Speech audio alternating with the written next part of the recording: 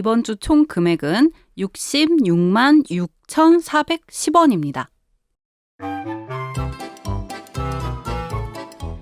이럴 거면 서점을 살걸.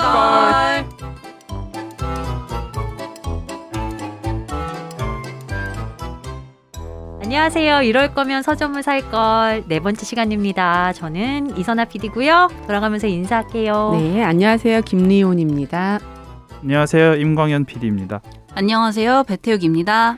오늘 시작할 때 좀 달랐죠. 미세한 차이가 있었는데 청취자분들은 감시를 하셨나 너무 성별이 미세해서. 바뀌었으니까 미세했죠. 원래 이번 주 총 금액은 이거 외치는 롤이 임광현 PD였는데 오늘 굳이 배태욱 PD가 했네요. 아니 이게 앞에 오프닝을 이 몇 글자나 된다고 자꾸 읽는데 어려움을 느껴가지고 아니 제가 이렇게 이럴 거면은 오늘 광현 PD 느낌에 이어서 서점을 하겠다. 외치겠다 했더니 아니 왜 저한테 이러시냐며 그러길래 저보고 하라 그래서 제가 해봤습니다. 어때 이상했나요? 아니요. 경쾌한 거 좋았어요. 좋았던 것 같아요. 네. 이렇게 계속 하셔야죠. 하셔도 될 것 같은데. 이렇게 하시라고요, 막내. 자, 저희 이번 주 책들 한번 언박싱 하기 전에 금액부터 한번 다시 살펴볼게요. 66만 6,410원. 와, 올랐죠. 올랐죠. 지난주가 54만 3천 원이었거든요. 무려 12만 3천 원 네. 정도 더 최고가. 쓰셨어요. 신경의 그러게요. 변화라도. 아니, 저도 지금 놀랐는데 사람이 이렇게 자기를 모르나 봐요. 제가 이번 주에 굉장히 무기력하고 뭐 사야지 뭐 이랬거든요. 네. 그래서 저는 현저히 조금 샀는 줄 알았어요. 이번 주에. 네. 진짜. 깜짝 놀랐네요. 저도 보고. 지난주에는 그 그림책이 좀 많았죠. 이번 주에는 또 어떤가 모르겠네요. 아, 저희가 그리고 그 이야기 맨날 까먹고 안 해요. 우리 리온 대표님이 운영하고 있는 신발 맞다. 브랜드 신이라는 네.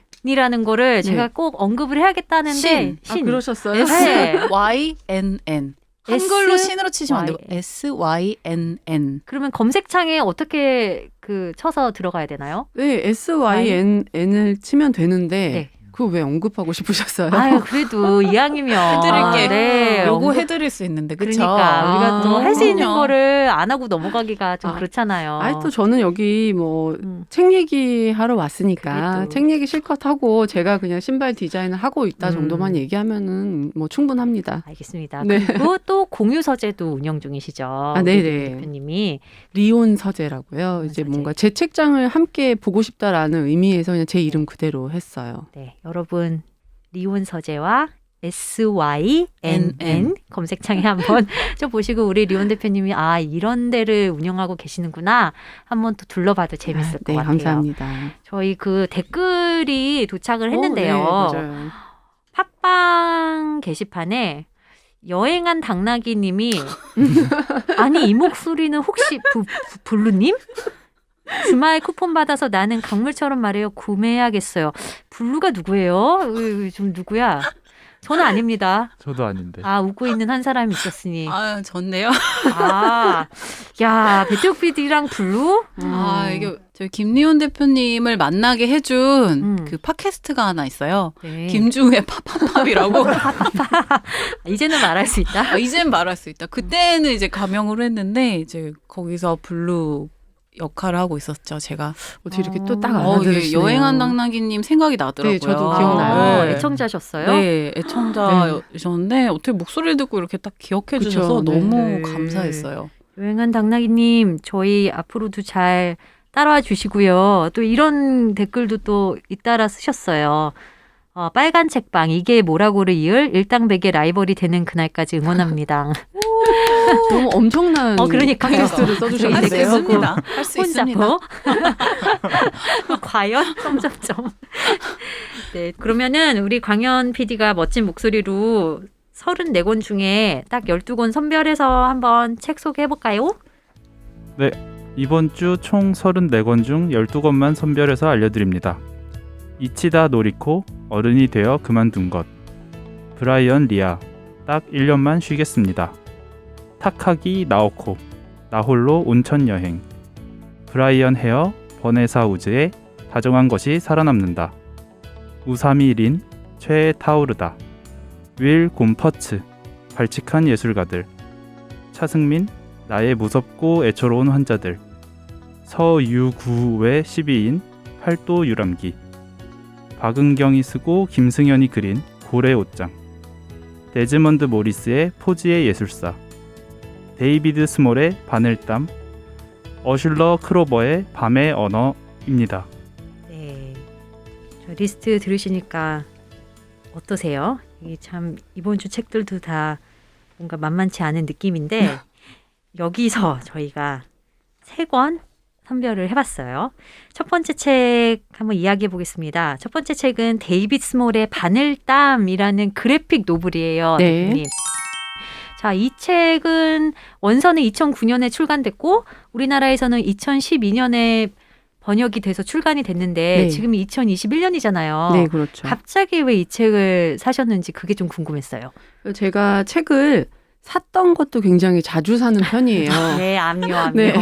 보통은 제가 사고 미련 없이 주변에 이제 적당한 사람이 생각나면은 선물하거든요. 그리고 다음에 읽고 싶을 때 또 사야지 이런 생각을 가지고 그냥 그때그때 처분하는 편이라서 바늘땀은 예전에 읽었지만 그렇구나. 다시 생각이 나서 왜 생각이 났냐면 이 작가의 나 혼자라는 책이 올해 출간이 됐어요.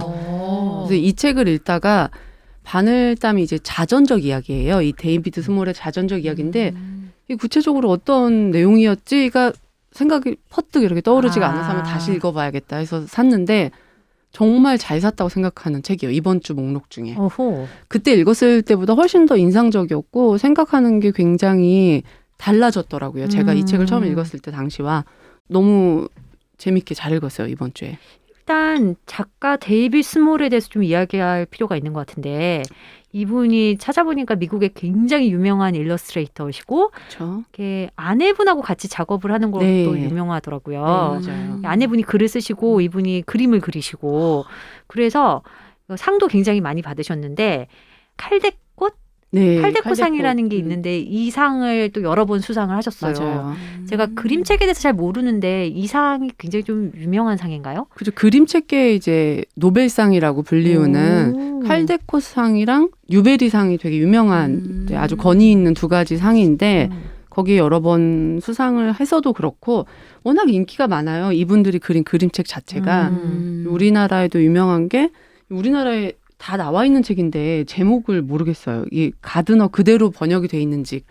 가드너랑 이것도 도서관으로 나와 있었던 것 같아요. 아하. 도서관이라던가 이건 이제 우리나라 책으로 산 건데 이사벨의 방. 이사벨의 밤. 아이가 있는 엄마들은 특히나 다 알 법한 책들인데 그렇구나. 이런 유명한 책들이 굉장히 여러 권이 있어요. 그 중에서 이제 제가 뭐 좋아하는 그림이라던가 이제 특별히 좋아하는 책 몇 권, 그리고 두 분이 같이 집필한 거 이런 것 아내분이랑 네. 이 데이비드 스몰 이 작가분이 같이 공저한 가드너의 한국판 제목은 리디아의 정원입니다. 리디아의 아, 정원. 왜요? 리디아가 맞아요. 등장인물이에요? 네네네. 소녀인가 봐요. 아닌가? 해바라기 들고 맞아요. 있는 여기 네. 사람. 그러니까요. 제가 들어본 적이 있으니까 좀 유명한 책인 것 같아요. 그림책을 잘 몰라서. 그 광현 PD 오늘 녹음 전에 서점 다녀오셨나요? 네. 이 책 좀 오. 보셨어요? 아, 별 소득 없었어요. 아, 왜요? 아, 이 책은 네. 일단 교보문고 목동점에 없더라고요. 아. 바늘땀은 교보문고 목동점에 없었고 오늘의 나머지 세 책 중에 두 책, 그림책, 만화책은 쌓여져 있더라고요. 플라스틱에 비닐로 봉해져 네. 있는데 최애 타오르다만 살짝 읽고 왔습니다. 아하, 알겠습니다. 이렇게 또 스포를 미리 해주시고 네.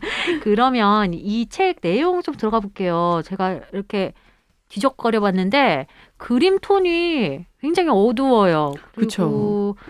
잉크와 붓으로 그려진 것 네. 같은 느낌이고 뭔가 되게 암울한 이야기가 펼쳐지겠구나라는 인상을 받았거든요. 네. 어떤 자전적 스토리인가요, 대표님? 이게 데이비드 스몰이랑 사라 스튜어트 이 부부가 네. 그린 지금 가져온 그림책들만 봐도 굉장히 러블리한데. 네, 굉장히 아름답고 네.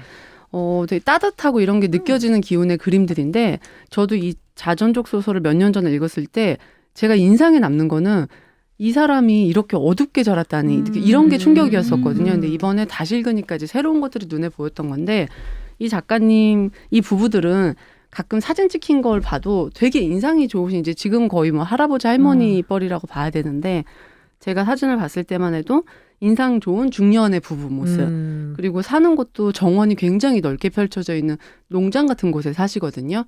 그래서 그냥 제가 추측컨대 그냥 그동안 봤던 그림책으로 봤을 때 굉장히 화목하게 자라고 맞아요. 따뜻한 분들이시고 그런 뭔가 너그러운 마음을 가지고 글 쓰고 그림 그리고 이러지 않을까라고 생각을 했었는데 이 자전적 소설을 보면 부모들이 굉장한 무관심, 거의 학대에 가까운 무관심, 그리고 하나밖에 없는 형이랑도 사이가 좋지 않았었고 6살부터 한 열 몇십 대 정도까지의 이야기들이 어떤 스토리 위주라기보다 단편적인 이야기인데 자기가 그 시절에 얼마나 무관심 속에서 힘들게 지냈는지가 느껴지는 그런 이야기예요.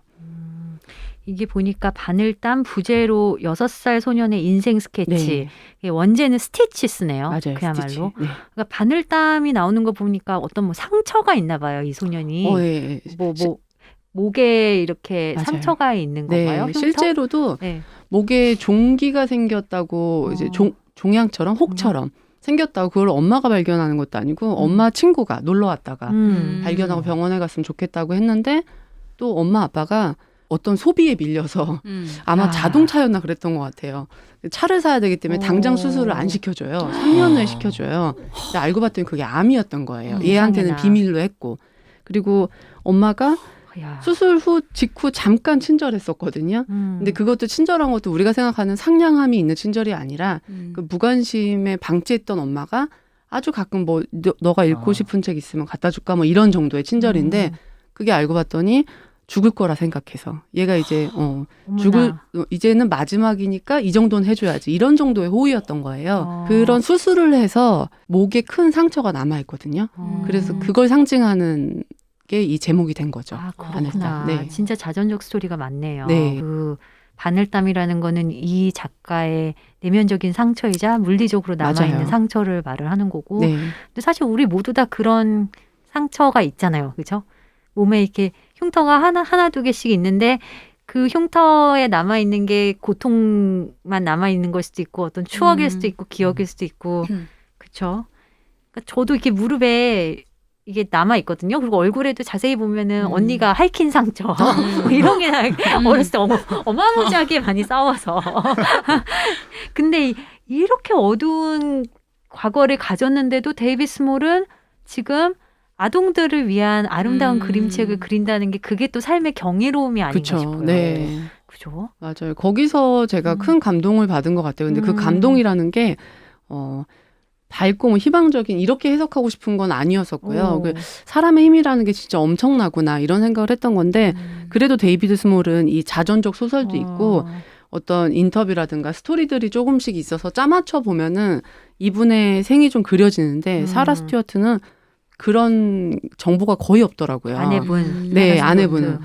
혹시 아내를 만나고 어떤 두 분의 사랑으로 이렇게 또 극복이 되셨나? 그러게. 이런 것도 궁금해서 여러 군데를 이제 찾아봤는데 아내분 같은 경우에도 어렸을 때 엄마가 알코올 중독자여서 학대를 받았다고 하더라고요. 근데 이 아내분은 키워주던 보모, 그러니까 자기를 사랑해주는 확실한 이제 한 명이 있었던 거고 이 뭐 데이비드 스몰 같은 경우에 이 바늘땀의 끝부분에 나오는데 적당한 때에 심리 치료를 해주는 분을 만났는데 그분이 한 번도 들어본 적이 없는 칭찬을 한다던가 또 위로를 해준다던가 이런 장면들이 나와요. 그래서 어찌 보면은 사람은 자기 극복할 만한 힘을 자기가 키워놓은 것도 있겠지만은 옆에서 사랑해주는 사람이 한 사람이 필요할 수 있겠다라는 생각도 들었고 저한테는 좀 충격적이었던 게 엄마한테 모성애를 강요하면 안 된다는 이야기가 어떤 육아서라던가 네. 어떤 심리학 책에 보면은 종종 나오잖아요. 네, 네. 되게 동의는 하지만 강요하지 않아도 어쩔 수 없이 나오는 게 모성애라고 이제 그게 꼭 엄마여서가 아니라 부모가 되면은 그렇게 생각을 했는데 철저하게 너무 그것과 거리가 먼 사람들이 존재한다는 게 또 이 실화로 존재하는 거잖아요. 그러니까 충격적이네요. 진짜 자기의 소비를 위해서 네. 아들의 치료를 미루는 네. 엄마. 정말 친엄마가 이랬다는 그쵸. 거잖아요. 네. 광현 PD 이 책 어떻게 뭐 좀 매력을 느끼시나요? 아니면 너무 어두워서 나는 좀 별로인 것 같다. 원래 이렇게 어두운 내용인 줄 모르고 표지만 봤었을 때 딱 미국의 그런 재밌는 그림체여가지고 미국 코믹 같은 느낌? 한국의 웹툰에서는 되게 보기 힘든 그렇죠. 네, 그런 그림체여서 게다가 또 이렇게 뭔가 평행 안 맞추고 이렇게 살짝 비틀어 놨잖아요. 네. 그런 거가 좀 매력적이어서 재밌겠다 했는데 일단 이런 식으로 다 흑백 모노톤일 줄은 몰랐고 그 아내를 내용도 못 그래서 봤으니까. 좀 읽기에는 무리가 있지 않나. 이게 그래픽 노블이잖아요. 네. 그래픽 노블 좀 자주 보시는 편이세요, 세 분은? 그 그래픽 노블이 주는 이 시각적인 강렬함 그리고 또 소설에 비해서는 이게 간결한 서사지만 그쵸. 또 뭐 웹툰이나 만화책보다 좀 더 복잡하잖아요. 네. 글이 많잖아요. 이거 어떠세요? 저는 처음으로 샀던 그래픽 노블 기억이 나는데 그게 그래픽 노블이 맞나? 바스티앙 비베스의 염소의 맛이라는 네. 작품이 있는데 그게 글이 많지는 않았던 네. 것 같아요. 근데 저 그 작가를 되게 좋아하게 됐어요. 네. 그 염소의 맛 하나 때문에. 혹시 이렇게 두 분은 저는 뭐 사실 그래픽 노블이건 뭐건 이제 뭐건. 만화책이건 그림책이건 사실 그림이 되게 많이 들어가 있는 걸 되게 좋아해요. 왜냐하면 글자들이 가득 찬 거는 되게 상상력을 불러일으킬 수 있는데 그림이 들어가 있는 거는 그 어떤 작가의 그 진짜로 의도하고 싶어 하는 심리나 그 묘사가 좀 잘 전달되는 것 같아서 저는 되게 표정 하나하나까지 되게 디테일하게 보는 편이거든요. 그래서 한 권을 볼 때 되게 시간이 오래 걸려요. 아, 그렇구나. 네. 저는 또 그렇게는 안 보거든요. 그러니까 막 예를 들면 뭐 슬램덩크를 봐도 슬램덩크가 되게 간결한 선으로 그려진 그 장면 같은 경우도 표정이 다 있잖아요. 작가가 의도한 표정이. 거기서 이제 오는 어떤 기분이나 감정 같은 게 있거든요. 그래서 저는 되게 좋아하는 편이에요. 그런 거를 또 세밀하게 보시는구나. 네, 그러면 네, 그 네. 바늘땀 표지에 네. 데이비 스몰인 것 같아요. 그 표정 좀 표현해 주시겠어요? 그러니까 되게 일단은 경계하는 느낌이 많이 나는 것 같아요. 왜냐면 이제 벽에 기대서 옆을 이렇게 탁 째려보고 있는 모습인데 되게 어린이가 좀 상처가 많아 얘기를 들어서 그런지 모르겠지만 상처가 많아서 이렇게 벽을 치고 있는 듯한 느낌이 많이 들어요. 그러면 태욱 PD는 광현 PD는 이 책 좀 별로인 것 같다 하는데 저는 오히려 이야기를 듣고 되게 사서 보고 싶다는 생각을 했어요. 진짜? 네. 좀 어두운 만화 좋아하거든요. 그렇구나. 네. 나중에 혹시 또 어두운 만화 중에 네. 우리랑 같이 읽으면 좋을 것 같은 거 있으면 알겠습니다. 추천도 해주세요. 그러겠습니다. 네, 그 미메시스 그래픽 노블에서 출간한 데이비 스몰의 바늘땀 함께 이야기해봤고요. 저희 두 번째 책으로 넘어갈게요. 두 번째 책은 아까 광현 PD가 살짝 스포일해 주셨는데 우사미 린의 최 타오르다라는 소설책입니다. 이 책은 얼마 전에 아쿠타가와상을 받았고요. 21살 젊은 작가가 쓴 두 번째 소설인데 오. 이 엄청난 상을 받았어요. 그 아쿠타상이요? 아쿠타가와상. 아쿠타와상? 그 아쿠타가 누군가요? 그렇게 묻는다면 저도 그렇게 정확한 정보를 드릴 수는 없지만 아쿠타와 상이라는 게 아쿠타가와 아쿠타가와 상이라는 게 이제 일본에서 어느 정도의 이 권위가 있는 그 상입니까? 그거에 대해서는 저도 모르지만 네. 항상 이렇게 일본의 어떤 어마어마한 베스트셀러 앞에 붙어 있는 거 보면은 이 상을 받았다는 것만으로도 사람들이 이제 신뢰를 하면서 사볼 만한 그런 책인 거 아닐까요? 맞아요. 1935년에 제정됐으니까 이 정도면 유서와 역사가 깊은 그렇죠. 칼데코상이랑 비슷하네요. 그 즈음에 제정됐거든요. 한번 찾아볼까요? 일단 뭐 이렇게 오래된 상이면은 일본에서의 노벨상 같은 거겠네요. 거의 문학. 그 급인 것 같고 네. 뭐 맨부커상 네. 우리가 잘 아는 이런 되게 유명한 상을 떠올리시면 이 권위를 대충 파악할 수 있을 것 같아요. 부상이 있습니다. 부상 뭔데? 연 2회 수상자를 선정하는데 그 사람들한테 상금 100만 엔, 100만 엔이면 얼마입니까? 1000만 원? 1000만 원? 1000만 원. 그렇게 크진 않네. 많이 아, 크진 그러게요. 않네요. 생각보다. 그리고 조금 더 멋있는 부분은 회중 시계를 준대요. 그럼 어떤 의미죠? 회중시계? 모르겠어요. 뭐가 이렇게 의미가 있으니까 회중시계를 줄 것 그러게요. 같은데 다음 주에 AS 해드리도록 네. 하겠습니다. 자, AS 전담맨인 광현 PD 네. 아쿠타가와상에 대해서 열심히 연구하고 저희 다음 주에 꼭 알려주세요. 알겠습니다. 자, 이 책 굉장히 짧아요. 132페이지밖에 안 됐고 저는 사실은 이북으로 사서 봤거든요. 근데 제가 이제 이 책을 사서 읽은 이유는 세 가지가 있는데 첫 번째는 우리가 아까 이야기한 아쿠타가상을 받았고 그리고 또 일본에서 50만 부 이상이 팔렸다고 하니까 너무 궁금하잖아요. 많이 팔렸네요. 그리고 출판사에서 이제 마케팅 문구를 어떻게 했냐면 지금 MZ세대를 이해할 단 한 권의 소설 뭐 이렇게 문구를 내밀었어요. 근데 제가 요즘에 후배들 너무 이해하고 싶은 거예요. 그래서 오. MZ 세대를 뭐 이해하 점점점 이게 저도 읽어야 있으면 되겠네. 그런 책 되게 혹하거든요. 그래서 산 똑같아요. 네, 책들이 꽤 돼요. 네. 광현 PD가 MZ 세대 맞죠? 네. 그래도 G세대. 어? M세대는 아니고 G세대. G세대. 아, 그래서 MZ에서 M이랑 Z가 아니에요? 그럴걸요? 밀레니얼과 아, 진짜? 나뉘죠. 그리고 이제 제가 맡고 있는 지금 그 프로그램의 특성상 제가 매주 아이돌을 보거든요. 그러니까 이 시간에 따라서 변하는 팬덤 문화도 너무 궁금하고 그래서 이제 이 책을 저는 읽어야겠다 해서 읽었죠. 또 짧았고. 어떠셨어요? 저요? 저는 이거는 좀 나중에 이야기를 해야 되긴 하지만 최애 타오르다 이게 뭐냐면 최애 내가 제일 좋아하는 아이돌을 말하는 거고요. 타오르다는 그야말로 그 팬이 그 최애를 향해 타오르는 거를 지금 이야기를 하는 거예요. 그래서 저는 이 책을 읽고 나서의 그 딱 첫 느낌은 나의 이야기는 아니지만 충분히 공감이 간다. 그러니까 내가 너무 그동안 알려고 하지 않았구나 이들의 심리에 대해서 딱 이 정도였어요. 네, 조금 더 이제 나중에 이거는 이야기하도록 하고 대표님은 이 책 왜 사셨는지 그게 좀 궁금해요. 저 거의 정확히 일치하는데요. 네. 그렇구나. 네. 우리 같은 세대. 그렇죠. 두 분이 같은 세대십니다. 정확하게. 그런 것 같아요. 정말 이제 상을 받았다는 거에 일단 관심은 갔는데 망설여졌어요. 저도 이제 아이돌 덕질을 해본 적이 없기 때문에 내가 뭐 공감할 수 있을까 망설여졌는데 그 출판사의 그 문구를 보고 그렇다면 내가 읽어야지. 내가 MZ세대 이해하니까. 낚였다 우리. 그래서 사실 저는 이 덕질하는 마음에 대해서 한 2년여 전부터 굉장히 관심이 많았었어요. 학습을 많이 한 상태이고 그래서 아주 많이 공감하면서 읽긴 했어요. 덕질을 해본 적은 없지만 굉장히 근데 저 아직 반 정도밖에 못 읽기는 했어요. 이게 소설이에요? 소설이에요. 그리고 짧아요. 글씨나 이제 뭐 행간도 좀 넓게 돼 있고 페이지 수도 많지 않고 그래서 아주 금방 읽을 수 있는 소설인데 그 뒷부분이 이제 궁금해서 빨리 읽어봐야지 하고 기다리고 있는. 후루룩 넘어갈 네네. 정도로 네네. 재미있나요? 재밌어요. 오.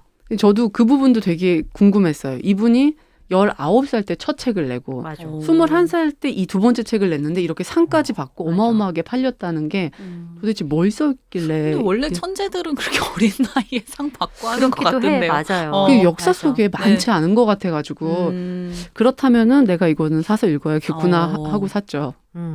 조금 더 이제 책 내용에 대해서 부연 설명을 해드리자면 이 최애 타오르다의 주인공이 17살 아카리라는 소녀예요. 근데 이 아카리는 실제 생활에서는 굉장히 좀 불성실한 그리고 심지어 좀 부적응자이기도 해요. 학교 생활도 잘 못하고 부모님과의 관계도 그저 그렇고 이제 언니가 하나 있는데 언니는 입시 공부를 또 엄청 열심히 하는 언니거든요. 그러니까 되게 누구에게도 이해받지 못하는 애인데 이 친구가 아이돌 그룹 마자마자의 멤버인 우에노 마사키에 빠지게 돼요. 근데 그냥 빠지게 된 게 아니고 아주 어렸을 때 피터팬을 보는데 피터팬에 이 우에노 마사키가 출연했던 거예요. 그래서 나중에 그게 이제 꿰맞춰지는 거야. 나 어렸을 때 봤던 피터팬의 역할이 쟤였지? 나 오늘부터 얘야. 나의 최애는 우에노 마사키야. 이래가지고 이제 덕질을 시작을 하는 이야기예요. 그런데 이 책의 첫 문장이 뭐냐면 최애가 불타버렸다. 팬을 때렸다고 한다. 되게 충격적이죠. 네. 그러니까 이렇게 자기가 사랑하는 최애 아이돌이 팬을 때린 거예요. 어떤 기분일까요? 그러니까. 그래서 그 심리 묘사가 이제 쫙 펼쳐지는 건데 강렬합니다. 굉장히 강렬하고 그러니까 저도 아이돌 덕질을 제대로 해본 적이 없는데 한번 해봐야 되나 이런 생각이 들 정도로 되게 생생해요. 세 분은 아까 대표님은 나는 해본 적 없다라고 했는데 네. 두 분은 어떠세요? 그 아이돌을 일단은 좋아해 본 적이 있는지 그게 첫 번째 질문, 두 번째 있다면 어떤 방식으로 덕질을 했는지 그게 좀 궁금하네요. 저 아이돌 좋아해 본 적은 그러니까 뭐 그 사람들이 나왔던 예능 정도 찾아보는 정도의 호감을 가졌던 그룹은 있지만 누구였어요? 중학생 때는 2NE1 오. 고등학생 때다. 그때 막 2NE1 TV 같은 거 찾아보고 저는 태생적으로 성격이 덕질을 못하는 성격인 것 같아요. 왜냐면은 방어 기제가 있다고 해야 될까? 줄거리 말씀하셨듯이 나의 일상생활은 조금 나락으로 빠질지라도 나는 저 사람과 동화돼서 저 사람의 성공이 나의 성공인 것처럼 기뻐하다가 언젠가 이게 깨졌을 때 그냥 방치되어 있는 나의 생활을 보고 아 결국 나 그냥 뭔가 호구짓했다라는 생각을 갖게 될까봐 그렇게 덕질에는 빠져들지 못할 것 같더라고요. 진짜 강력한 방어 기제가 작동을 하고 있긴 하네요. 근데 저도 좀 그렇게 생각하는 축에 속했었는데 이 책을 보고 나서 좀 그게 아닐 수도 있겠다라는 생각도 들더라고요. 네. 그래서 이 책이 또 그만큼 강렬한 거죠. 네. 저 같은 사람한테도 그런 영향을 끼친 거니까. 저도 사실 예전엔 그렇게 생각했거든요. 근데 저는 한 2년 전부터 이 감정에 대해서 공부를 했다고 했잖아요. 이게 보편적인 감정이 아니라서 나는 덕질에 빠질 성격이 아닌 것 같아 라고 생각하는 것 같아요. 이게 누구나 경험하거나 아니면은 주변에서 굉장히 흔한 일은 아니잖아요. 그렇기 때문에 뭔가 좀 특수한 인자가 있는 사람들이 저렇게 하지 않을까라고 생각을 했었거든요. 저도 이거 덕통사고라고 하더라고요. 이제 어느 날 이 감정을 맞닥뜨리게 되는 거를. 교통사고처럼 딱 네. 마주치는. 네, 그냥 누구에게나 일어날 수 있고 어쩌면 누구나 이렇게 빠져들 수 있는 건데 이게 흔치 않다 보니까 그냥 어떤 특정한 사람만 한다고 우리가 오해하는 거 아닐까라는 생각이 들면서 이 좋아하는 마음들이 좀 이해가 되고 있거든요. 근데 이 책을 읽으면은 더 그게 아마 이해가 될 수 있을 거예요. 태우 PD는 네. 아이돌 덕질 해본 적 있어요? 저는 있습니다. 근데 이제 이 덕질이 정도의 차이인데 전 돈을 쓰는 덕질은 하지 않아요. 네, 이게 되게 중요한 차이인데 제가 이제 중학교 때죠. H.O.T가 이제 나왔는데 그 장우혁 씨를 굉장히 좋아했어가지고 근데 이제 캔디 나왔을 때 잠깐 좋아했어가지고 장우혁이 뭐 공부할 때 쓴다는 그 모나미 볼펜이 또 있었어요. 그 자주색 버건디색 볼펜을 사서 따라서 볼펜을 쓰고 뭐 라디오에 H.O.T 출연한다고 하면 라디오를 찾아서 들으면서 테이프에 녹음하고 그다음에 뭐 모자도 다 사고 장갑도 사고 뭐 이제 그 정도? 그 노란 모자, 빨간 모자였나? 저는 하얀색으로 하얀, 이렇게 그 미안합니다. 먼지 인형까지 해가지고 아시죠? 네, 그거 돈을 안 쓴 게 아닌데 지금 들어보니까 최대 덕질이죠. 제 인생의 그 정도 최대 덕질이고 그냥 아이돌은 아니지만 그냥 제 인생은 항상 덕질의 연속인 것 같긴 해요. 모든 것에 있어서 그냥 뭘 빠지면 그거에 대해서 좀 깊게 빠지는 편이어가지고 좀 금방 헤어나오긴 해요. 그래서 좀 전문성이 떨어지는데 언제나 그냥 덕질입니다. 제 인생은. 네네. 좀 좋네요. 좋은 것 같아요. 언제나 좋은가요? 덕질. 네, 일부러 안 되잖아요. 맞아요. 그게 어쩔 수 없는 그냥 성격인가 봐요. 요즘에는 진짜. 뭐 덕질이에요? 요즘은 제 주식 덕질. 주식은 어떻게 덕질하는 겁니까? 배태우 꾸준히 PD가 사 너무 모으면서 궁금하네. 덕질. 꾸준히 이제 그 주식을 제가 한 10년 넘게 해오고 있는데 종목에 덕질을 하는 거예요. 주식 자체에 덕질을 하고 있는데 전에는 좀 정보성에 의해서 제가 움직였다면 이제는 좀 스스로 공부해가지고 좀 해보려고 하는데 너무너무 이게 참 신기한 게 제가 또 요즘에 느끼는 건데 그 김리온 대표님이 장바구니에 책이 한 200권, 300권이 담겨 있다면 저는 항상 그 쇼핑 장바구니에 제가 사고 싶은 물건들이 가득 담겨져 있거든요. 근데 요즘은 주식 종목들이 그렇게 사고 싶은 게 많아요. 이것도 사고 싶고 저것도 사고 싶고 이거를 이제 카테고리별로 좀 정리를 해보려고 노력하고 있는데 너무너무 사고 싶은 게 많아요. 주식 쇼핑에 빠졌죠. 그러면은 태우 네. PD는 이 최 타오르다의 주인공 마음이 좀 이해가 되겠네요. 어쨌든 항상 인생이 덕질. 이해되죠. 그럼요.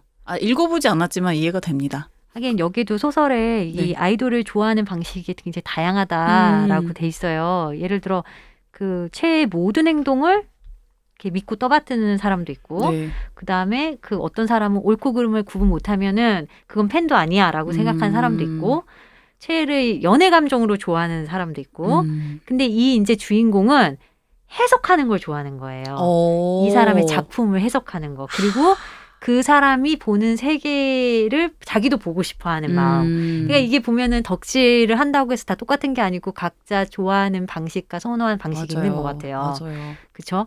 그렇다면은 태욱 PD는 주식을 어떤 방식으로 덕질하고 있는지 나 너무 집요하지. 주식은 사실 말씀드릴 수 있는 게 지금은 좀 적은 게 이제 덕질 시작한 지가 얼마 안 돼서 근데 제가 이 책 얘기하시면서 생각난 게 어떻게 보면 되게 한심할 수 있는 모양의 덕질이었을 수도 있는데 저는 약간 만화에 나오는 캐릭터 덕질을 해요. 되게 그게 오. 가장 기억에 남았던 게 이제 어렸을 때는 그 피구왕 통키에 나오는 통키 친구 타이거를 되게 좋아했었어요. 타이거. 네. 그래서 이제 뭐 그런 식의 덕질한다든지 왜 타이거가 좋았어요? 잘생겨가지고 아하. 부잣집에다가 부잣집. 잘생겼고 부잣집 눈에 아들이었고 일관된 게 있네. 그리고 제가 포카혼타스 디즈니 애니메이션을 굉장히 좋아하는데 포카혼타스 덕질에 또 빠져가지고 거기에 나오는 이제 스미스 씨랑 그게 실화를 바탕으로 네, 네. 만들어진 애니잖아요. 그게 또 한동안 빠져가지고 그 또 헤어나오지 못했었고 이제 그런 식인 거예요. 항상 되게 뭘 빠지면 막 찾아보고 여기에 뭐 의미나 뭐 이거나 이제 그런 거에서 되게 재미를 느끼는 타입인 것 같아요. 광현 PD는 아이돌은 아니지만 태욱 PD처럼 나 좀 특별한 대상이 덕질을 해본 적 있다. 이런 경험이 있었어요? 그거는 미드 프렌즈? 맞아. 네, 프렌즈 덕질은 맞다. 했었죠. 그 프렌즈가 광현 PD 어렸을 때 나온 거잖아. 진짜 어렸을 때. 저 92년도쯤 92년도에. 막 시작했다고 들었는데 그러니까 거의 애기였을 92년도에 때. 몇 살이었어요? 태어났어요. 그러니까. 나머지 세 사람 아이쿠야 이러고 있습니다. 그 프렌즈가 좋아서 뭐 이렇게 하면은 굿즈도 사고. 그쵸. 뉴욕 여행 갔었을 때 음. NBC인가? 방송국. 네, 맞아요. NBC. 음. 그게 또 뉴욕에 있더라고요. 아마 제가 알기로 프렌즈 그 세트장이나 촬영은 뭐 샌프란시스코에서 했다 뭐 이렇게 듣기도 들었는데 거기 투어하는 상품이 있더라고요. 뉴욕 배낭여행 갔었을 때. 그래서 NBC 거 본 거 하나도 없지만 프렌즈 하나 봤다라는 이유만으로 그리고 또 뭔가 이렇게 상품이 되어 있어 관광 상품이 되어 있으니까 친구랑 갔다가 스튜디오 투어하고 역시나 맨 마지막 종착역은 거기더라고요. 굿즈샵. 굿즈샵. 네, MBC 방송국에서 했던 프로그램들의 굿즈샵 같은 것들. 거기서 제 기억에 한 20 얼마 정도 이렇게 긁어 모았더라고요. 상품들을. 많이 샀네요. 정말 그래, 쓸모없는 셌네요. 것들도. 예쁜 쓰레기들 샀구나. 예쁜 쓰레기들. 아직도 갖고 있어요? 그 아직도 예쁜 쓰레기들? 아직도 다 갖고 있어요. 오. 근데 진짜 맞습니다. 프렌즈 이야기가 나서 그런데 저희 때 리온 대표님하고 그쵸. 저랑 그 동세대니까 네. 진짜 장난 아니었거든요. 맞아요. 화력이 최고였죠. 최고였어요. 그리고 항상 대입하는 것 같아. 나는 이 캐릭터랑 좀 비슷하니까 얘를 할래, 얘 응원할래 이런 게 있어. 러블라인 형성되고 이러면 또 그럼 안 돼 이러기도 하고. 그때는 프렌즈를 어떻게 보셨어요? DVD가 나왔던 DVD도 것 같은데. 나왔고요. DVD로. 네, 그걸로 이제 영어 공부도 많이 했었고 맞아요. 케이블에서 많이 해줬던 어. 것 같아요. 어떻게든 보게 돼 있죠. 어, 어. 네. 음. 수단과 방법을 가리지 가리지 않고. 저기 보면은 이 소설 속에 아카리도 그렇고 현실 세계에서의 자기 모습과 이 친구가 최애에 대한 블로그를 운영하는데 거기서의 보여지는 모습이 너무 다른 거예요. 그러니까 현실 세계에서는 너무 루저 같지만 이 팬들 사이에서는 좀 똑똑한 느낌. 그리고 최애를 해석한다 그랬잖아요. 뭔가 이렇게 명민한 느낌도 주는. 그러니까 이게 되게 또 재밌는 것 같아. 그렇구나. 그러니까 덕질의 매력이 또 이 포인트가 아닐까 그쵸. 싶었거든요. 네. 부심이 있겠어요. 최애에 대한 본인만의 어떤 부심이 있을 수 있어요. 그렇지. 또 저는 이렇게 개인적으로 덕질하는 사람에 대한 어떤 믿음이 있어요. 뭘 하나 팔 때 좀 제대로 파는 것 같아서 조금 그런 사람들한테 저한테 되게 매력적으로 보이는 것 같아요. 이거는 또 다른 이야기인데 이제 저 연차 같은 경우에는 신입사원 뽑을 때 좀 자주 들어가거든요. 면접을 볼 때 지금 태우 PD가 말한 포인트가 되게 중요한 거예요. 방송국 PD를 뽑을 때는. 그래서 되게 자주 던지는 질문 중에 너 덕질 해봤니? 그리고 어떤 종류의 덕질을 해봤니? 이거 되게 좀 자주 나오는 질문이기도 한 것 같아요. 네. 저는 저희 직원들 때문에 처음에 이런 관심을 갖게 된 건데 정말 그 30이 되기 직전에 그런 친구들이 덕질하는 거 보면서 도대체 뭐가 저들을 저렇게 빠져들게 했을까? 이게 1번이었고 두 번째는 아이돌 산업 자체가 어마어마하게 크잖아요. K-팝이. 예. 관심 없어. 난 잘 몰라. 라는 이유로 내가 관심을 안 둔다면은 더 나이가 들면은 다시는 이제 어떤 끼어들 수도 없겠구나라는 생각에서 처음 시작을 했던 거예요. 그래서 뭐 이름 듣는 아이돌이 있으면 한번 찾아라도 본다던가. 근데 저는 이 덕질하는 친구들을 보면서 뭐 절대 믿음 뭐 이런 것까지는 아니지만 저희 직원들을 보면서 느낀 게 무엇 하나를 좋아하고 그걸 자기한테 긍정적으로 쓸 수 있는 사람들은 우리가 생각하는 것 이상으로 아주 도움이 되는 행위를 하고 있구나라는 생각이 맞아요. 들어서 예.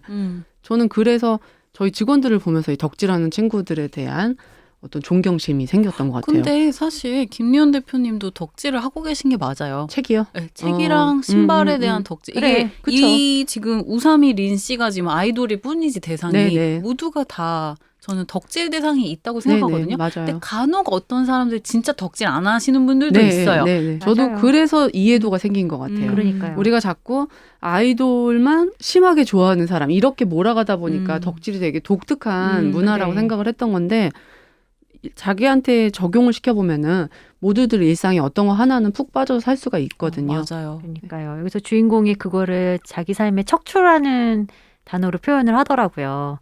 그러니까 중심이 아닌 척추. 좀 이렇게 뉘앙스가 다르잖아요.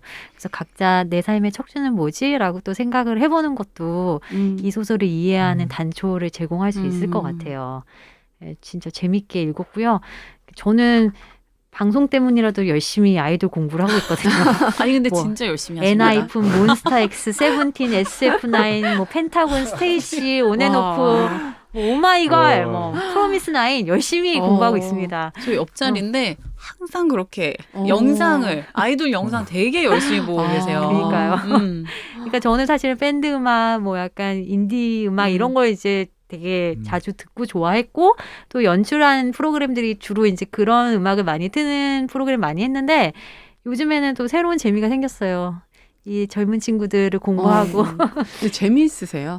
막 재밌다기보다는 뭔지 알겠어요. 이제 이런 거구나. 네네. 그래서 이제 BTS가 이렇게 글로벌하게 인기를 얻고 그거를 지탱하는 힘은 이 채 타오르다에 나오는 주인공들 같은 분들이 계셔서구나. 이게 글로벌한 현상이잖아요. 우리나라에만 있는 게 아닌 현상이니까. 네. 저는 내가 진짜 나이가 들긴 들었구나 느끼는 게 아이돌을 공부를 하고 있잖아요. 그렇죠. 공부를 하고 네. 있죠. 그게 포인트야. 네. 공부를 학습을 해야 하는데 돼. 막 심정적으로 막 그렇게 끌리는 게 아니라 뭐 약간 자식 같은 마음이 들면서 맞아요. 이런 마음. 아우, 저 어린 친구들이. 아이고 저 어린아이가 막 이런 97년생, 2002년생 막 이런데. 제가 요새 이제 즐겨보는 프로그램이 도시어부거든요. 도시어부. 네. 거기 덕질하시네요. 도시어부 덕질. 저희 우리 대표님 바쁘셔. 지난주에 아이돌들이 나왔는데 누구 나왔어요? 너무 당황스러웠어요. 7명이나 나왔는데 하나도 모르겠죠. 7명이 팀이 다 다른 거예요. 그래서 하나도 모르는 건 아닌데 네. 그때 처음 봤지만 기억에 남는 친구가 스키노 맞나? 팀이 스키노라고 그랬던 것 같은데 스트레이트 키즈. 스트레이트 키즈. 핫하죠. 거기 이덕화 아저씨가 나오는데 그분이 너무 당황하는 거예요. 내가 어느새 저분처럼 아이돌 7그룹이 이렇게 당황하는 나이가 됐구나. 이런 거를 깨달으면서 봤지 이게 뭐예요. 얘기하니까 또 떠오르는데 제가 신입사원 시험 칠 때 저희 필기 시험 문제 중에서요. 그때 이제 빅뱅이 굉장히 핫했을 때인데 빅뱅 멤버 이름을 적어라가 문제였어요. 그럴 수 있지. 근데 사실 되게 이해가 안 갔던 게 제 이제 시험 보는 그 시기에 친구들 빅뱅 멤버를 모른다는 게 이제 이해가 이 문제를 낸 의도가 뭘까? 좀 그랬던 적이 있는데 출제자의 근데 지금 생각해 보면 그 출제를 하신 선배 중에 한 분은 빅뱅 멤버 이름을 잘 몰라. 몰랐을 수 우리처럼 있어요. 공부하고 그럼 있었을 맞아요. 거야. 그러니까 써봐라. 그러니까. 이랬을 수 있을 것 같아요. 그러니까요. 저도 제가 이렇게 될 줄 몰랐답니다. 그 문제가 요새는 진화를 해가지고 네. 그룹명 한 4개, 5개 정도 써놓고 이 그룹들의 멤버 수를 총합하면 그렇죠. 얼마냐 뭐 이런 오. 식으로 물어봐요. 근데 그것도 정확하게 해줘야 되는 게 멤버 수가 계속 바뀌잖아요. 그러네. 맞아. 그러니까, 언제 기점으로 뭐 그런 게 언제 있어야 되긴 기점으로 되는데. 몇 년도 기점으로 몇 명인지를 딱 정확하게 특정화해줘야 돼요. 요즘에는. 놀랍습니다. 그러니까요. 진짜 이야기하면 할수록 정말 내 나이를 찾고 떠올리게 하는 주제였어요. 우사미린의 채에 타오르다 함께 이야기해봤고요. 오늘 마지막 책으로 넘어갈게요. 박은경, 김승연의 고래 옷장. 그림책입니다. 대표님 네. 좀 설명 좀 해주세요. 이 책은 박은경 씨의 시에 그 김승현 씨의 그림이 더해져서 나온 책이라고 해요. 근데 저도 우연히 그냥 선물을 받았는데 제가 그냥 우연히 저희 서재에 놀러 온 어떤 친구에게 저 책을 보여줬어요. 저도 좋았거든요. 좋았는데 그 친구가 저 책을 보고 우는 거예요.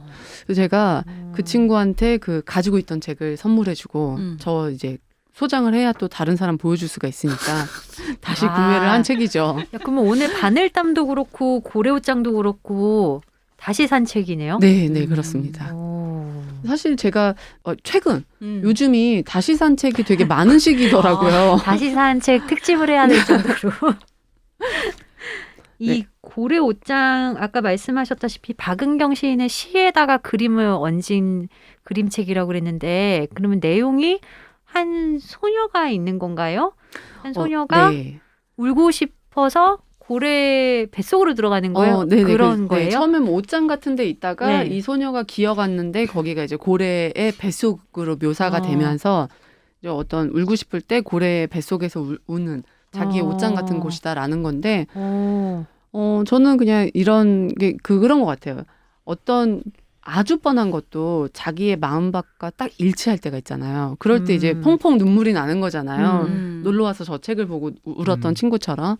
이런 것처럼 저도 사실 처음 선물 받고는 그냥 아는 작가고 이런 그림이고 이런 시네 이런 정도였는데 저도 되게 밋밋하게 다가올 수도 있는 건데. 네, 그냥 너무나 우리가 알고 있는데요. 그리고 울고 싶을 때 어딘가 내가 숨어서 울고 싶은 장소라는 것도 있지 뭐 이 그렇죠. 정도. 네. 그랬는데 저도 최근에 가까운 사람을 잃는 경험이 있었거든요. 그러고 나서 책장 정리를 하다 저 책을 봤는데 되게 뭉클하더라고요. 사람들이 앞에서 울고 싶지 않은 순간이라는 것도 있고 내 슬픔이라는 게 사람들한테 다 보인다고 해소가 되는 것도 아니기도 하고 여러 가지 감정이 일어서 저 책이 저한테도 좀 그때부터 좀 다르게 다가왔는데 놀러 온 친구한테는 별 생각 없이 꺼내줬는데 그 친구도 뭐 자기 개인적인 얘기를 하진 않았거든요. 그렇죠. 근데 엉엉 우는 걸 보고서 참 이렇게 짧은 그림과 글 가지고도 사람을 그러게요. 웃고 울린다는 게 엄청난 힘이구나라는 생각을 했어요. 그러니까요. 이게 지금 배태욱 PD가 책 들춰보고 있는데 그림체는 어떤 것 같아요? 그림체가 뭔가 부드럽고 파스텔 톤인 것 같기도 하고. 그림체가 이렇게 되게 그 테두리 선이 없이 그 면처럼 색이 이렇게 채워져 있는데요. 이게 표현이 맞나? 약간 소녀스럽고 귀여운 네네네. 저는 그런 그러니까 맛. 제가 네. 예쁜데 제가 좋아하는 네. 그림체는 아닌데 그 눈물이 날 수 있을 것 같아요. 보면 좀 따뜻해지고 약간 힘이 나네요. 아 진짜. 네, 저 이 구절이 있는데요. 내가 울면 따라서 고래도 깊은 소리로 울어줘. 그리고 그 소리를 듣고 있으면 너무 슬퍼서 울음이 멎어. 이 구절이 좀 왜 아까 그러셨잖아요. 남들이 내가 슬플 때 몰랐으면 하고 바랄 때 이렇게 뭔가 혼자 울만한 장소를 찾아간다든지 그런 공간을 표현한 책이라고 하셨는데 그 슬픈 사람들 좀 힘든 분들이 읽었을 때 이게 좀 위로가 될 것 같아요. 그러게요. 이게 이제 고래 옷장이 너무 힘들고 지치고 펑펑 울고 싶을 때 잠시 몸과 마음을 이렇게 좀 내맡길 수 있는 그런 피신처 같은 거에 대한 메타포인 것 같아요. 그 세 분은 고래 옷장이 있으세요? 각자 나는 답변 거부한다라고 하셔도 이해할게요. 전 사실 사업을 시작하고 제가 디자이너로 브랜드를 런칭을 하고 뜻하지 않게 사업을 시작하게 된 거예요. 너무 어릴 때 28에 시작을 해서 와우. 내가 신발을 만들고 싶고 신발 디자이너가 되고 싶고 취업이 안 되는 거예요. 그래서 그런 브랜드를 내가 만들어도 되지 않을까라고 굉장히 가볍게 생각을 해서 시작을 했는데 막상 시작을 하고 보니까 이건 내가 사업을 해야 되는 대표 자리에 앉아 있는 거잖아요. 그때부터는 원래도 조금 쿨한 척하는 게 저의 그 어떤 인간적인 이상형이었거든요. 사업을 시작하고 나서부터는 약한 모습을 보이면 안 된다는 생각이 되게 많았었어요. 직원들도 있고 내가 약해지면은 내 스스로에 대한 자책이나 내 흠에 대해 말하는 건 문제가 없지만 그게 우리 회사에 대한 얘기가 될 수도 있겠다라는 생각이 들면서 자꾸 이제 강한 척도 해야 되고 센 척도 해야 되고 약한 모습 보이기 싫고 이러면서 실제로 눈물이 없어지더라고요. 남들 앞에서 안 울어 버릇하다 보니까 실제로도 잘 안 울게 되고 그러다가 4년 전에 이제 아빠를 사고를 잃었다고 지난번에 말씀을 드렸었는데 그러고서 제가 조절이 안 되는 거예요. 감정 조절이. 정말 울고 싶지 않고 너무 이 사람 앞에서까지 우는 건 추태 아닌가? 이런 자리에서도 막 우는 거예요. 그래서 그때 많이 울고 많이 그래도 내 스스로 슬픈 거를 좀 스스로는 좀 인정을 해줘야 무방비 상태에서 무너지는 일은 조금 줄일 수 있지 않을까 해서 전 그때부터 목욕탕에서 그렇게 울었어요. 좀 물도 틀어놓고 그 목욕탕 온전히 저 혼자 있잖아요. 저는 애가 있어서 집에서 온전히 저 혼자 있을 기회가 별로 없거든요. 근데 이제 애가 좀 커서 목욕탕에 있으면 굳이 아주 급한 일이 아니면 절 부르지 않기 때문에 그때 이후로는 잘 울진 않지만 정말 좀 울고 싶다 하면은 샤워를 하는 것 같아요. 가슴이 먹먹해지네요. 그러니까. 얼마나 많은 엄마들이 네, 목욕탕에서 샤워기를 틀어놓고 맞아요. 그럴 거예요. 우실까라는 생각이 갑자기 또 마음이 먹먹해진다.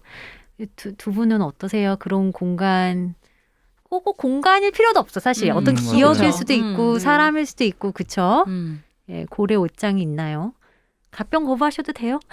일단 현실 세계에 존재하는 공간은 저도 없는 게 일단 독립을 해본 적이 없으니까 집에서 게다가 저희 집은 뭔가 특이하게 방문을 닫아놓는 습관이 아무에게도 없어요. 언제나 방문은 열려 있어야 된다는 느낌? 그러니까 누구도 제가 방문을 닫아놨을 때 너 왜 방문 닫아놨어라고는 안 하는데 그렇구나. 울고 싶다고 해서 방문을 닫는 일은 그렇죠. 저게 더 큰 위험 부담인 거죠. 저희 집 무슨 일이 궁금하네? 맞아요. 열어보다가 얘가 울고 있어. 맞아. 무슨 일이니? 뭐 이렇게 될까봐. 그래서 사람들이 깨 있을 때는 못 울고 밤에 다 잘 때 밤에 잘 때도 문을 열고 자요? 네. 그럴 수 있구나. 방문이 필요 없는 집이네, 그죠? 저도 그래요. 그렇구나. 네. 그래서 다 지금 열어놓는다. 또래 친구들과 얘기를 해보면 이제 슬슬 독립한 친구들이 많고 이제 막 직장 생활을 시작했고 그러니까 자기 힘들어서 막 너무 가끔은 뭐 이렇게 뭐 술 마시고 혹은 뭐 주기적으로 집에서 혼자 펑펑 운다는 거예요. 그래서 너무 부럽다. 난 그럴 공간이 없는데. 다 울고 싶은 때가 있죠. 있죠. 그러면은 이제 생각해 볼 수 있는 게 류용 대표님처럼 화장실인데 저한테는 그게 뭔가 너무 이거 너무 좀 그런데? 나 지금 주인공인 거야? 막, 나 영화 찍고 있는 거야? 뭔가 누군가 3인칭으로 보고 있으면은 좀 이상하게 생각하지 나는 않을까? 샤워를 하며 그러니까요. 눈물을 흘린다. 이것은 물인가 네, 눈물인가. 그래서 그거는 덜 슬프네요. 그건 좀 네. 정서적으로 받아들일 수 네, 없구나. 와닿지가 않고 울고 싶을 때는 유튜브로 찾아가서 각자 그런 거 있잖아요. 나 울고 싶을 때 찾아보는 영상들 네. 유명한 것들 몇 개 있잖아요. 네. 그런 거 이제 찾아보면서 밤에 다 잘 때 이제 혼자 끄끄끄 뭐 이런 식으로 아이고. 저는 저도 이제 가족이 다 같이 살았으니까 물론 방문을 닫아놓고 있지만 낮 시간엔 안 울고 이제 다 부모님 잠드시면 이불을 이제 뒤집어 쓰고 꺾어 울었죠. 그렇구나. 전 일찍 독립해서 그렇게 뭔가 몰래 우는 거는 애가 생기고 경험한 것 같아요. 울 공간이 사실 없어요. 그러네요. 지금도 지금이요? 지금은 이제 집에 혼자 있는 시간에 울고 싶으면 울어도 되죠. 울 일이 없는 거 아니에요? 없죠. 요새는? 너무 해피하죠? 주식 보느라고 그죠? 없어요. 네. 되게 전 한 6개월 정도 굉장히 심한 우울증에 좀 시달려가지고. 최근에요? 아니. 저 이게 예전에? 입사 전에. 입사 준비하던 취준생 네. 시절에 하루에 한 30분씩은 통곡을 하지 않으면 이 감정이 해소되지 않아서 굉장히 진짜 꺽꺽 울면서 30분을 그렇게 울어야 또 오늘 하루 하고 다음날 또 살고 너무 나의 이 삶의 존재 가치가 없고 내가 오늘 당장 죽어도 나를 위해서 슬퍼해줄 사람이 부모님밖에 없고 그냥 사회는 잘 돌아가겠구나. 내가 과연 한 명의 사람으로서 역할을 할 만한 공간과 자리는 어디에 있는가 이런 생각 때문에 되게 우울했었거든요.